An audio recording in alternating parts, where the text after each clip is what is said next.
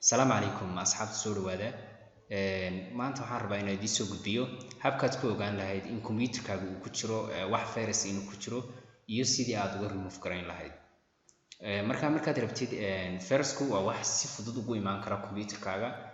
أما هوي ما دلنا كبراوزر كي حاجة إنترنت كا أما با أو سيدي عاد بغطي كاسر رعان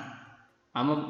external storage كمبيوتر دلقريه سيدا فلاشة دي هاردسك يدا CD دي وحالة مده كاسر راعي marka wax si fudud kugu iman karo hadaadan ka taxadirin ku iman kara sidoo kale Windows-ka antivirus kala socdaana laga yaabo inuusan ku sheegin marka qaar markaas sidee ku ogaan kartaa in computer-kaaga uu ku jiro virus iyo sidee baad nooga saari kartaa markaad rabtid inaad computer-kaaga ogaatid inuu ku jiro virus waxaad sameynaysaa ugu horreyntii waxaad tagaysaa meesha loo yaqaano waxaad tagaysaa start button-ka ama halka calaamada Windows-ka ee taskbar-ka ku taala markaad ku dhufatid waxaad searching-ka aad ku qoraysaa oo search gareyn kartaa CMD baad search gareynaysaa CMD markan uu soo qabtay command-gaas aad ku dhufanaysaa waa shaashadii madoobeed shaashada madoob markay sidan kugu soo baxdo halka ayaad ku qoraysaa qoraalkan hadaasaa net start space net start kala goyn maysid laakiin markaad qortid net start bad space dhahaysaa kabacdi waxaad dhahaysaa dash kolkaas waxaad qoraysaa waxa loo yaqaano ano inta markaad qortid waxaad dhahaysaa inta markaad tiraahdo waxa ku soo baxaya qoraaladan ayaa hadaba ka ogaan kartaa viruska ku jira ee computer-kaaga iyo in ku jira iyo in kale aan kor ka soo bilaabo markaan ka soo bilaabo waxaad aragtaa xagan inuu ku qoran yahay local address iyo foreign address waxaas state hadaba state-kaas weeye ka aanu baahanay halka ay qorsaysa waa state-kaas hadii ay kugu qoran tahay listen saas oo kale ay kugu qoran tahay computer-kaaga waxyaabaha shaqeynaya oo dhan virus ku dhex jiro oo virus ma laha hoos u raac laakiin meelaha ay ku qoran tahay established kaas oo dhan waa virus hadda aniga kan established labadan ay ku qoran tahay oo dhan waa virus labaduba labadaas ku jira sidoo kale waxa laga yaabaa in marka qaar ay kugu soo qoro meesha listening iyo waiting saas baan filayaa inay ahayd waiting inuu kugu soo qoro laakiin marka waiting hadduu kugu soo qoro waa okay waiting and listening labaduba waa caadi computer-kaaga virus kuma jiro laakiin hadduu establish haddaad aragtid waa virus haddaba sidee uga remove gareyn kartaa waad aragtay in virus ku jiro sidee baad uga remove gareyn kartaa labadan oo kale markaad aragtid stateska markaad magaca soo heshid waxaad eegaysaa halkan ay ku qoran tahay PID waa process identifier-ga wuxuu ka caawinayaa inaad heshid viruska numberkiisa inaad heshid ama ID-giisa processka hogga uu ku shaqeynaya inaad heshid labadan virus ee hadda aniga computer-kayga ku jira ka hore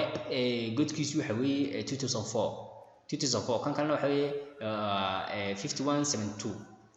hadaba labadaba ID-yadu waan helay sidee baan ku saarayaa kana iska soo dejinaysaa waxaad tagaysaa taskbar-kaaga ama qaybtan hoose ee programmada la dhigtay ayaa tagaysaa meel bannaan ayaa tagaysaa sida halkaas oo kale dabeetana right click baad dhahaysaa kolkaad right click tiraahdo waxaad ku dhufanaysaa task manager haddii aad XP iyo waxyaabaha isticmaalaysid waxaa laga yaabaa inuu kugu soo saaro start task bars iyo waxaas inuu kugu saaro laakiin Windows-tan iyo haddaad isticmaalaysid Windows-yada dambe task manager kaliya kugu saaraya okay task manager ayaad ku dhufanaysaa task manager markaad ku dhufatid tabs badan baa ku soo saaraya sida process performance app history setup startup user detail service marka ka inuu khuseeyaa in laga xayo waa detailska markaad ku dhufatid waxa muhiim ah inaad xasuusnaatid ID-gii viruskaaga marka viruskan koobaad 2004 buu ahaa Soomaa ID-giisi baa halkan ka baaraya Sumeerta halkan ay ku qoran tahay process ID baa ku qoran halkan name-kiisa baa ku qoran halkan process ID baa ku qoran waa programs ka shaqeynaya waxaan laakiin virusyada ku dhex jira ayaa tiraysaa program kasta god buu ku shaqeynaya gaar ah oo process ID-giisa waa u gaar macnaha laba wadaago waa unique marka waxaad raadinaysaa labadii virus kugu jiray computer-kayga ban ID-goodii raadinaya ama process ID-good ka koobaad wuxuu ahaa ID-giisu 2004 uu ahaa xagan hoose baan raacaya xagan hoose markaa ka raadinaya 2004 waa kan 2004 waa ibis.txt kaas weeye marka waan helay haddeeto virus waan helay seeban hadaba iska saaraya waxaan tagay halkan ay ku qoran tahay end task jooji shaqada oo dhan shaqada uu hayo computerka ka dhaxayo gabi ahaanba jooji baad dhahsaa waad ku dhufanaysaa end task adoo arkaya ayuu baxaya uu baxa kaasi kii kale wuxuu ahaa 5172 saasan filaya inuu ahaa 5172 baan ka baaraya hoos baan u baxaya 5172 hadda ugu khaanadan wax ka baaraya column-ka weeye column-ka wax ka baaraya waa column-ka ay ku qoran tahay BID process ID ka ay ku qoran tahay weeye kaasaan ka baaraya hoos baan raacaya 5172 waa kan aka waa netcut waa baalka yar ee computerka dadka laga gooyo khadka ama internetka ka weeye kaasna waxa dhaasaa edit task ba labadiiba saasad ku joojinaysaa labadiiba loo arkaya ay ka baxayaan computerkaaga marka sidaas ayaad samayn kartaa waxaan filayaa inaad wax badan ka faa'iiday ama aad fahantay habka la isaga saaro ama la isaga remove gareeyo loona helo first ku jira computerkaaga aad iyo aad baad mahadsantihiin. Assalaamu calaykum waraxmatullaahi wabarakaatuh.